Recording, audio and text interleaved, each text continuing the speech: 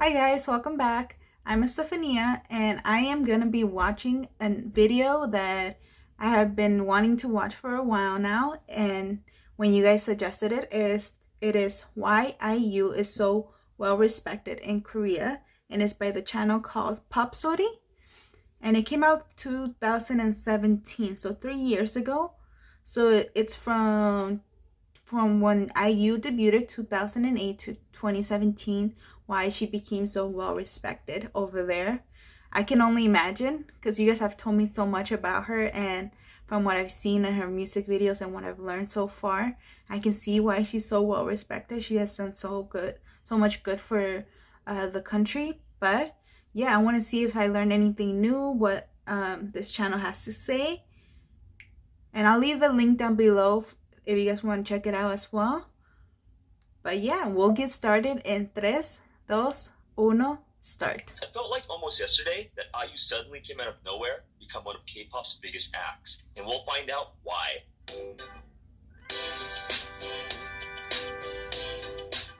In 2017, she released the song Palette featuring G-Dragon, and she says that she's 25 years old in the song. Being 25 pretty much means that you're a veteran in the K-pop world, as you've been doing this for years. In the case of IU, she's been doing this since she was 15 years old. What's really impressive about IU's fame and popularity today is that she doesn't belong to any girl group. She's a solo act.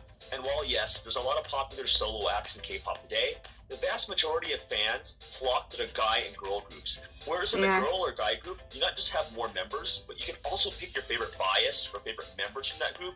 You also have the choreography that goes with these guy and girl groups as well. But with solo acts, it's just one person.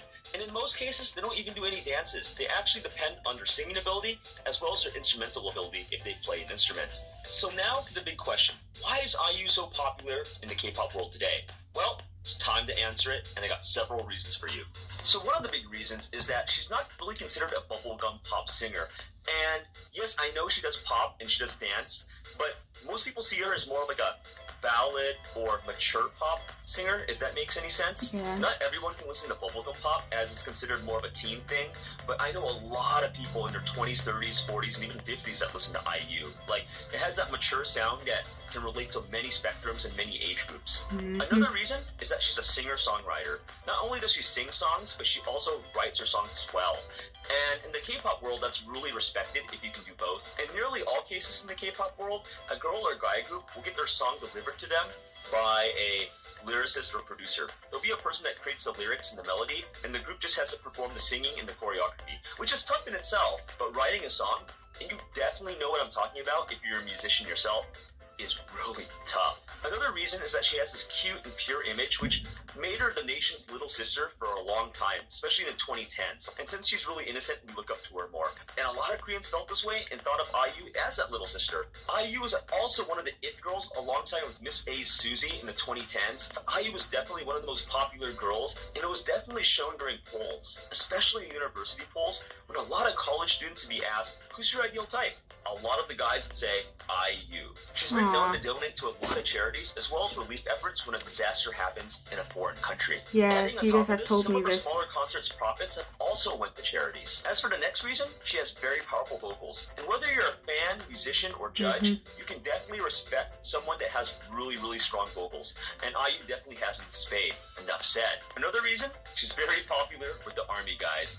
And when I used to teach at university a couple years ago, a lot of my students would be like, oh, I was in army and I really, really love IU. When IU show up on TV, the whole barracks watch. And yeah, I got that a lot. And it made me laugh a lot, but then it also made me realize just how popular IU is. If you can unify a whole barracks to stop what they're doing and say, IU time to watch IU on the big TV, you know we're pretty influential and successful. Another reason, she's popular with the gamers. And back in 2010 and 2011, when she was just on the cusp of breaking it big, she actually starred a couple times and did advertisements for the GSL StarCraft 2 League. And a lot of the pro gamers, as well as fans, would notice, oh, who's this new singer? And instantly remember her right away. And as a gamer, and I'm a gamer myself, if a K-pop star shows up at a gaming event, we'll definitely remember her and actually be loyal to that singer. So for IU, a lot of gamers definitely remember her. She's also collaborated with a lot of singers, such as K-pop idols, as well as hip-hop stars. So you'll see IU in a lot of other music videos, and you're like, oh, wow, it's featuring IU. And a lot of lesser-known artists, such as High 4 back in 2014, was grateful to IU when IU agreed to perform in one of their songs, Not Spring, Love, or Cherry Blossoms. It pretty much jump-started High 4's career. A lot of people want to collaborate with her because they know that having IU in their music video or song will instantly boost sales as well as her popularity. I basically equate it to having your song featured on either a popular anime or K-drama.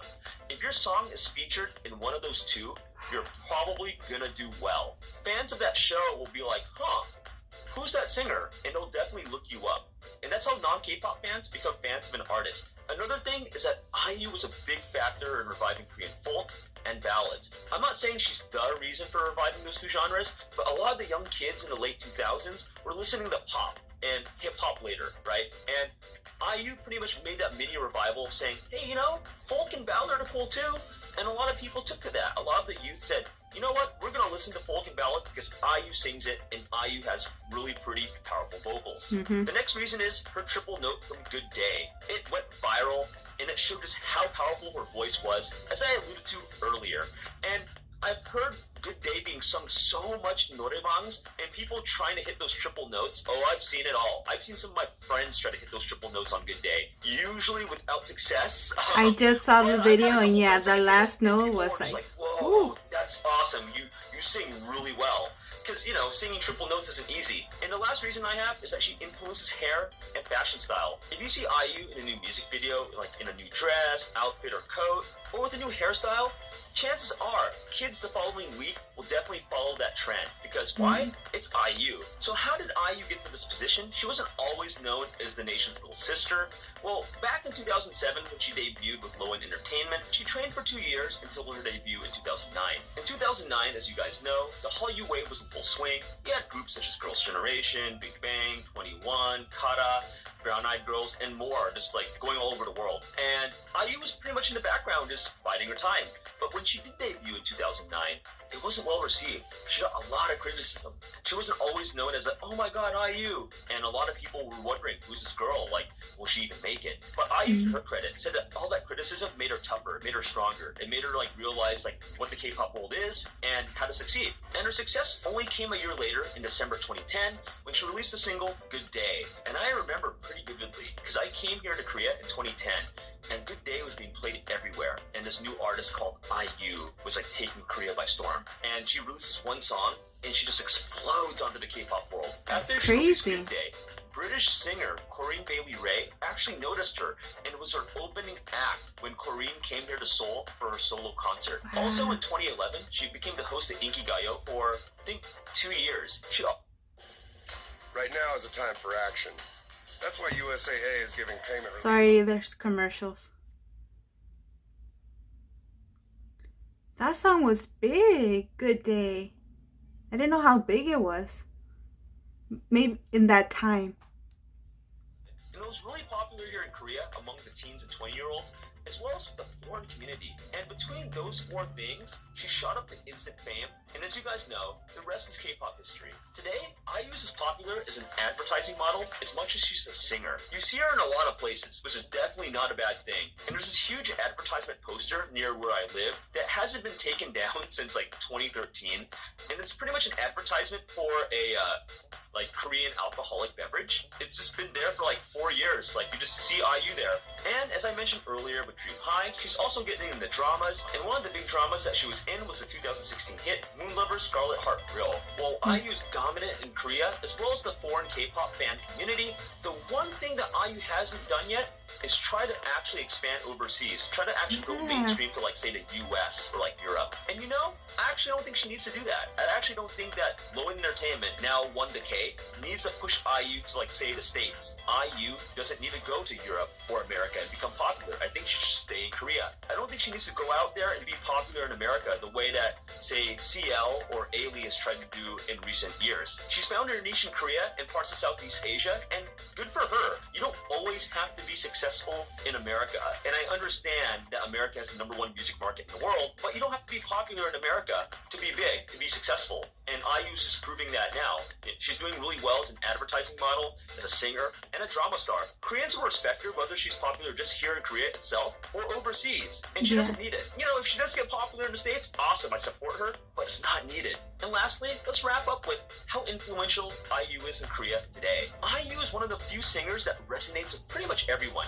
She has a lot of male fans, yes, granted, as I mentioned with the ARMY guys earlier, but she also has a lot of female fans. Yes. So pretty much has that cross-genre within the genders. And speaking of cross-genres, she's not just pigeonholed in the bubblegum pop. In fact, like I said earlier, she's not really bubblegum pop. She also mixes well with dance, ballad, folk, and collaborations with hip-hop artists, and yes, bubblegum pop artists. And even though I hate gossip and tabloid news, and yes, I definitely hate them, when IU actually gets involved in one of these scandals, the whole nation talks about it. Oh my god, you see what IU did? And it's pretty funny because IU's withstood both a scandal with, I guess, Super Junior's Eunhyuk, which honestly I don't think it's a big deal, as well as that Lolita one back in 2015, and her reputation pretty much went unblemished. People would talk about it for a while, they'd stop what they were doing, stop working, or stop what they were eating, see what IU was up to, talk about the scandal for a week or two, but then it would just pass over because IU's not just so influential, but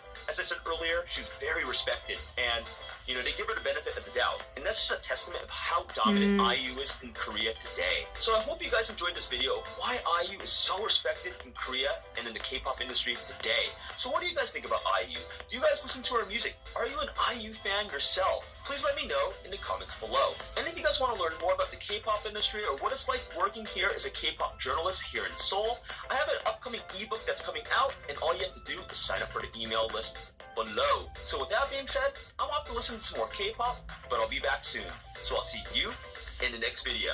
Take it easy, guys.